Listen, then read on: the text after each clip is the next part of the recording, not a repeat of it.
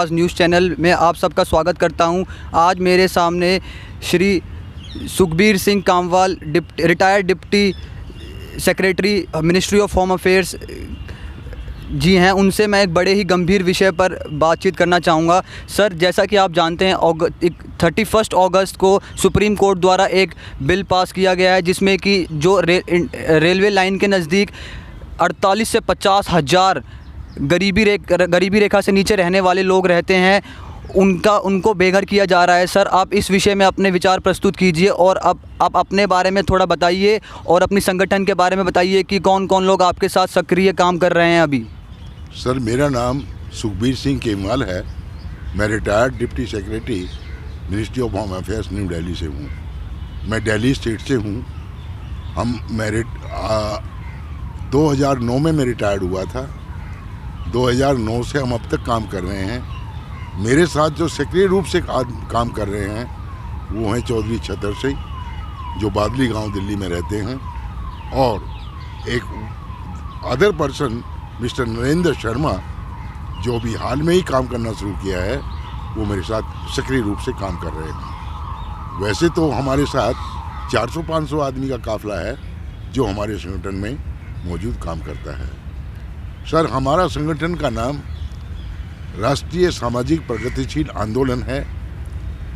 ये एक registered body है, अंडर सोसाइटी एक्ट रजिस्टर्ड है। हमारा जो मेन मकसद है सर, हम गरीबों की, मजलूमों की, बेबस लोगों की, शेड्यूल कास्ट शेड्यूल ट्राइब लोगों की, मजबूर लोगों की फ्री ऑफ कॉस्ट मदद करते हैं। उनको एडमिनिस्ट्रेटिव और लीगल मैटर्स में सहायता देते हैं। सहायता इन द सेंस कि जो गवर्नमेंट उनको सहायता देती है, उनको हाथ पकड़कर गवर्नमेंट के दरवाजे तक ले जाते हैं और उनको सहायता दिलाते हैं। डिफरेंट कोर्ट्स में हम उनकी आवाज़ बनते हैं और इश्यूज़ को उठाते हैं। उनके इश्यूज़ को न्याय दिलाने के लिए उनको उठाते हैं। अभी आपने कहा कि 31 अगस्त 2020 को जो honourable supreme court of India ने जो जजमेंट दिया है, उसके तहत 48 to 50,000 झुग्गी झोंपड़ी ड्वेलर्स, उनको वहाँ से इजेक्टमेंट उनका करना है। उनकी झुग्गियों को रेलवे ट्रैक के साथ से हटाना है। हाँ सर, ये बिल्कुल सच है। ऑनरेबल सुप्रीम कोर्ट का ऐसा जजमेंट आया है। इसके लिए हमने इस काम को उन आदमियों के प्रति, न केवल ये दिल्ली आके झुग्गी झोपड़ी ड्वेलर्स के लिए जिनकी झुग्गियों को इस ऑर्डर के तहत हटाया जाना है, बल्कि धीरे धीरे हिंदुस्तान के सभी मेजर सिटीज़, बॉम्बे, कलकत्ता, मद्रास, वहाँ पे भी रेलवे ट्रैक के साथ लाखों के हिसाब से झुग्गियाँ बनी हुई है, उनको भी हटाया जाना है। अल्टीमेटली आप पाएंगे कि several lakh people, rather I should say करोड़ों लोगों को डिस्प्लेस किया जाना है। सर, इस विषय को हम सुप्रीम कोर्ट तक लेके चले गए हैं और हमने सुप्रीम कोर्ट में इसको उठाया है। हाँ जी सर, हरिजन एक्ट को आप किस तरीके से देखते हैं, उसके बारे में थोड़ा बताइए।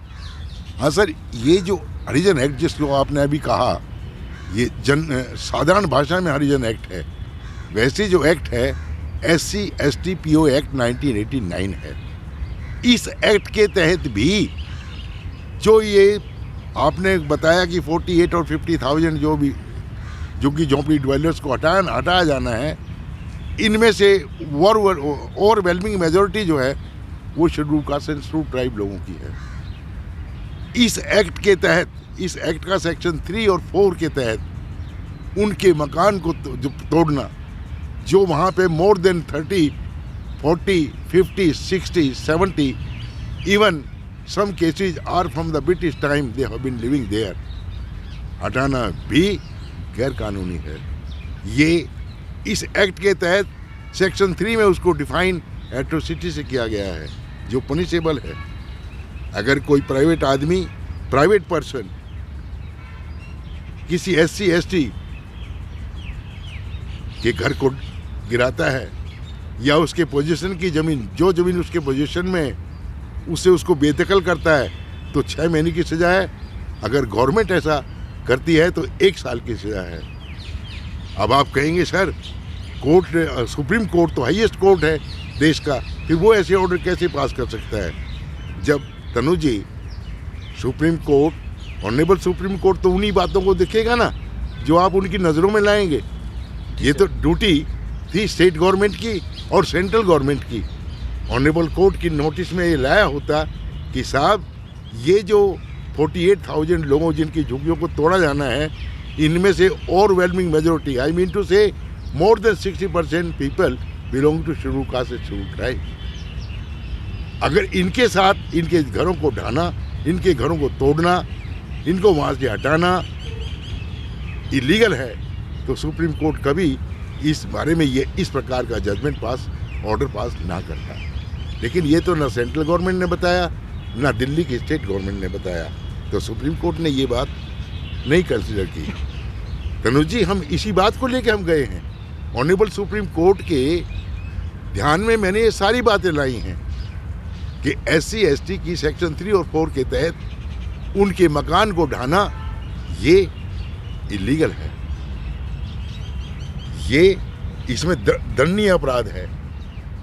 मैं सुप्रीम कोर्ट के नोटिस में हमने यही दिया है हमारे संगठन ने। दूसरी बात, उसमें लिमिटेशन एक्ट भी है देश में कि जहां मोर देन 30 ईयर्स किसी व्यक्ति का, किसी परिवार का किसी जमीन पर कब्जा है और उसको मोर देन 30 ईयर्स हो गए हैं तो लिमिटेशन एक्ट भी अटैक नहीं करता है उसको। और तीसरी बात जो हम ऑनरेबल कोर्ट की जो नज़रों में हम लाए हैं कंसिडरेशन के लिए, वो है कि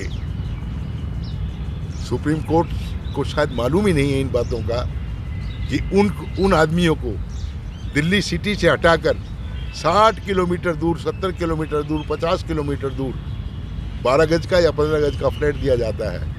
ऑनरेबल सुप्रीम कोर्ट को हमने ये बताना चाहा है अपने केस के माध्यम से कि एटलीस्ट हर परिवार को 60 गज का प्लॉट मिलना चाहिए, और जैसे ही हम किसी झुग्गी झोंपड़ी क्लस्टर को सिटी से हटाएं उनको 5 किलोमीटर के रेडियस में बसाना है हमने। तीसरी बात कि जो भी झुग्गी झोंपड़ी वाला एक मोहल्ला है उसका सर्वे गवर्नमेंट क्या करती है, दिल्ली गवर्नमेंट या सेंट्रल गवर्नमेंट, दिल्ली गवर्नमेंट विशेषकर 20-20 साल पुराने सर्वे निकाल लेती है कि इस झुग्गी झोंपड़ी क्लस्टर में 50 परिवार रहते हैं, जबकि आज वहाँ पे जाके देखें तो 250 परिवार रहते हैं। तो हमने ये बात सुप्रीम कोर्ट की नॉलेज में देनी चाहिए कि सर जैसे ही किसी मोहल्ले को वहाँ से उठाया जाए, उठाने से 10 दिन पहले सर्वे कराया जाए, उससे हमें प्रॉब्लम को समझने में सहूलियत होगी और प्रॉब्लम का निदान भी हम निकाल पाएंगे। जैसे इनके सर्वे के हिसाब से तो एक परिवार को अलॉटमेंट होती है एक घर की 15 गज में या 20 गज में बने हुए की, लेकिन जो सर्वे 10 दिन पहले कराया जाएगा उसमें 4 मकान की जरूरत पड़ेगी, क्योंकि जो 20 साल पहले या 15 साल पहले जो 8 7 10 साल के बच्चे थे वो तो ग्रोन अप हो गए, परिवार हो गया उनका। तो हमने सुप्रीम कोर्ट में ये बातें लाए हैं, हम सुप्रीम कोर्ट रखा है हमने। हम केस को आर्गू करेंगे और ऑनरेबल जज साहब को, ऑनरेबल जस्टिस साहब को बताएंगे बेंच को कि सच्चाई इस देश में ये है। और जो नेशनल हाउसिंग पॉलिसी है, तनुज साहब हम आपको बताएं उसमें, उसके लिए भी कि हाउसिंग पॉलिसी में एक क्वालिटी हाउस का प्रोविज़न है। जी सर। ये बात हमारी समझ में नहीं आती कि एक 15 गज में बना हुआ फ्लैट वो कैसे क्वालिटी हाउस हो सकता है। एक परिवार को हमारा देश, हमारे देश की जो मान्यताएं हैं, जो ट्रेडिशंस हैं, कस्टम्स हैं, उसके अनुसार हमारा परिवार, जैसे हमारे पिताजी हैं, उनकी चारपाई मेरे परिवार के साथ रात को नहीं होनी चाहिए, मेरी वाइफ के साथ या मेरे साथ नहीं होनी चाहिए, उनकी चारपाई दूसरे कमरे में होनी चाहिए। हमारी जो जवान औरतें हैं, जवान लड़कियां हैं, वो दूसरे कमरे में सोती हैं। ये हमारा कस्टम है, रीति रिवाज है। अटूट हिस्सा है हमारी ज़िंदगी का। हम सुप्रीम कोर्ट को ये भी बताएंगे, कनुज जी, हम इन सब बातों को बताएंगे सुप्रीम कोर्ट को। मुझे उम्मीद है हमें सफलता मिलेगी। ऑनरेबल सुप्रीम कोर्ट हमारी बात को सुनेगा और फिर इस डिसीजन को बदला जाएगा। हमें आशा है बदलेगा डिसीजन। हमें आशा है इस झुग्गी झोपड़ी क्लस्टर्स में रहने वाले लोग मोस्टली क्या in all below poverty line वाले लोग हैं, इनको न्याय मिलेगा और हम कमिटेड हैं। हमने संकल्प लिया है, हम इनको न्याय दिला के रहेंगे। हम जरूर न्याय देंगे। जैसा कि हम सब जानते हैं कि रोटी कपड़ा मकान सब बेसिक नीड है लोगों की, तो सर आपको क्या लगता है कि जो देश की सरकार है सर वो इस चीज़ को पूरा कर रही है? आपके हिसाब से सर अपना विचार प्रस्तुत कीजिए। सर ऐसा है, मैं तो पावर में हूँ नहीं, ना ही मैं सरकार का अंग हूँ। सर बेटर ये होगा तनुज कुमार साहब कि आप ये सवाल उनसे करें जो सत्ता में शामिल हैं, जो सरकार चला रहे हैं, दिल्ली गवर्नमेंट है या केंद्रीय सरकार है। इस पर मैं कमेंट नहीं करूँगा, लेकिन मैं तो जहाँ भी जाता हूँ गरीब आदमी को रोते हुए ही पाता हूँ और इससे ज़्यादा मैं कुछ नहीं कहूँगा। और सर जिस मुद्दे पे हम बात कर रहे थे सर, उसमें आपको क्या लगता है कि राजनीतिक पहलू भी हो सकता है? आप इसके बारे में भी थोड़ा बताइए कि राजनीतिक पहलू उसके अंदर हो सकता है या फिर राजनीति का कोई उससे लेना देना नहीं है? कौन सी बात आप सर जो हमने अभी बात कर रहे थे सर, जो SC और STs को सर, जो 48,000 पीपल को जो अभी उनको बेघर किया जा रहा है सर, उनमें सर उसमें राजनीतिक पहलू भी हो सकता है या फिर उसमें राजनीति का कोई इन्वॉल्वमेंट नहीं है? तनु साहब, ऑर्डर जजमेंट जो दिया है वो सुप्रीम कोर्ट ने दिया है। मिस्टर MC मेहता का केस है, वो केस इस टॉपिक पे नहीं है। जो केस का सब्जेक्ट मैटर है वो डिफरेंट प्रॉब्लम्स लिए हैं, एनवायरमेंटल प्रॉब्लम से कंसर्न है। इसमें supreme court, honourable supreme court पे मैं गर्व करता हूँ और सच्चाई तो ये है कि मैं इस देश की जुडिशरी पर गर्व करता हूँ। वहाँ कोई राजनीति नहीं होती। हाँ, राजनीति करती हैं सरकारें, चाहे वो स्टेट गवर्नमेंट हो चाहे वो केंद्रीय सरकार हो। इसमें राजनीति तो की ही जा रही है। ये सब राजनीति की बात ही तो है कि आप एक परिवार को जिसके फंडामेंटल राइट्स बराबर हैं, कॉन्स्टिट्यूशन में जिसको हक बराबर है, आप उसको 12 गज का या 15 गज का या 20 गज का मकान देते हैं उसके 6 आदमी के परिवार के लिए। ये कहाँ की ये कौन सा न्याय है? अगर ये राजनीति नहीं है तो क्या है ये? सर आपके नज़रिए में न्याय की क्या डेफिनेशन है? अभी मैंने तनुज कुमार साहब आपको कहा कि एक परिवार को कम से कम 60 गज का प्लॉट मिलना चाहिए। उस परिवार को 5 किलोमीटर के रेडियस में मकान मिलना चाहिए। उस परिवार के अलॉट करने से पहले, उसके झुग्गी झोंपड़ी को डेमोलिश करने से पहले हमें सोच लेना चाहिए कि इस परिवार को खाना भी खाना है, पानी भी पीना है, उसका रोजगार होना चाहिए। जब उसको यहाँ से उठा के और आप 70 किलोमीटर पे या 60 किलोमीटर पे या 50 किलोमीटर पे डाल दें, एक जानवर को भी आप डाल देंगे वो भी मर जाएगा तड़प कर। इनका भी यही हाल होता है, इनका भी यही हाल होता है सर। तो सर मैं तो supreme court, honourable supreme court के सामने यही सबमिट करूंगा, यही सबमिशन दूंगा कि ऑनरेबल सर 5 किलोमीटर रेडियस में इनको मकान मिलना चाहिए। अब आप ये भी कह सकते हैं सर कि सर ये तो बहुत ज़मीन हो जाएगी 60 गज के हिसाब से, तो इतनी ज़मीन केंद्रीय सरकार या राज्य सरकार कहाँ से लाएंगी? सर ये देश, हमें अपने देश पर गर्व है। हमारा जो देश है कृषि प्रधान देश है, यहाँ ज़मीन की कोई कमी नहीं है। सर जैसा कि आपने अभी बताया कि 60 गज के उनको मकान दिए जाएं, तो सर मेरा एक बहुत ही विशेष मुद्दे पे मैं आपसे बात करना चाहूँगा कि सर अक्सर देखा गया है इस चीज़ को कि जो गरीबी रेखा से नीचे के वर्ग के लोग हैं सर, वो उन मकानों को बेच देते हैं या फिर उनको किराए पर दे देते हैं सर, उनमें खुद नहीं रहते हैं। तो सर मैं इस चीज़ को सामने लाना चाहूँगा कि सर अगर 60 गज का दे दिया जाए सर, अगर वो आगे बेचते हैं तो सर उसमें सरकार को आप कैसे दोषी ठहरा सकते हैं? तनुज साहब, आपको शायद मालूम नहीं है, आज भी कंडीशंस हैं उसमें कि वो मकान ना तो बेचा जा सकता है ना खरीदा जा सकता है।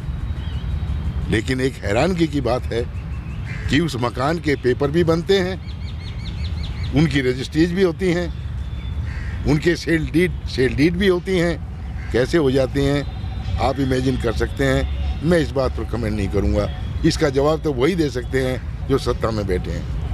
आज भी उसको बेचना इलीगल है। अगर कहीं उसमें कमी है तो गवर्नमेंट किस लिए होती है?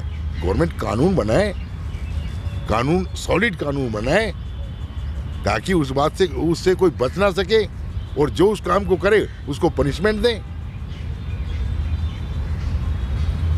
जब आप एक्शन ही नहीं लेंगे तो सर यही होगा, तनुज साहब, यही होगा। वो तो आज भी आप नहीं बेच सकते लेकिन बिक रहे हैं। कोई खरीद नहीं सकता लेकिन खरीद रहे हैं। और सेवरल केसेस तो मैं भी बता सकता हूं, ऐसे केसेस में जो मकान बिक ही नहीं सकता, जो मकान खरीदा नहीं जा सकता, सेल डीड होती है। मैंने खुद सेल डीड देखी अपनी आंखों से। तो ये कानून का मजाक नहीं तो क्या है? अब कानून का मजाक बने, कोई स्टेट गवर्नमेंट चुप रहे, तो वो तो स्टेट गवर्नमेंट की कमी है ना सर। उनसे ही पूछना आप ये सवाल कि आप ऐसा कैसे कर लेते हैं। सर संविधान विरुद्ध कैसे जा सकता है सर किसी भी एक्ट के? सर तो मैं ये जानना चाहूँगा कि इस केस में सर संविधान में जो लिखा गया है हरिजन एक्ट, उसके सर विरुद्ध कैसे जा सकता है sir honourable supreme court? Sir उस चीज़ के बारे में अपने विचार प्रस्तुत कीजिए। सर मैंने अभी बताया ना, जब ऑनरेबल सुप्रीम कोर्ट को आपने बताया ही नहीं कि जो ये 48,000 झुग्गी झोंपड़ी ड्वेलर्स जो हैं, इनमें overwhelming majority schedule caste and schedule tribe people की है, और उनके लिए ये एक्ट लागू होता है। जब दिल्ली गवर्नमेंट ने भी ऑनरेबल सुप्रीम कोर्ट के सामने नहीं बताई ये बात, केंद्रीय सरकार ने भी सुप्रीम कोर्ट में ये बात नहीं बताई, तो ऑनरेबल जस्टिस साहब को कैसे मालूम है कि क्या होता है? कोर्ट कहीं जाके नहीं देखती है। कोर्ट तो जो एविडेंस, जो डॉक्यूमेंट्री एविडेंस जो हम पेश करते हैं, डॉक्यूमेंट्स या एविडेंस, उस पर ध्यान करती है, उस पर जजमेंट देती है। ये बात तो केजरीवाल साहब की गवर्नमेंट को बतानी चाहिए थी ना, इन्होंने नहीं बताई।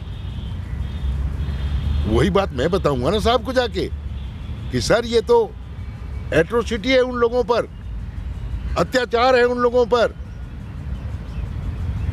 मोर than 60% people are belonging to schedule tribe, जैसे मैंने आपको बताया। यही तो बात मैं बताऊंगा ऑनरेबल सुप्रीम कोर्ट को। जो सरकारों ने छिपाया उसके लिए तो मैं आया हूं।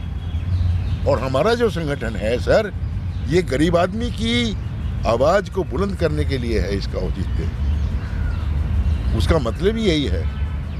हम गरीब आदमी की आवाज को बुलंद करने के लिए ही ऑनरेबल सुप्रीम कोर्ट जा रहे हैं।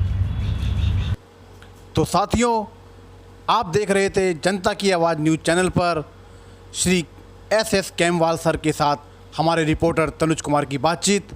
अगर आपको हमारा चैनल, हमारे द्वारा दी गई जानकारी पसंद आई हो तो हमारे चैनल को सब्सक्राइब, लाइक और शेयर करें।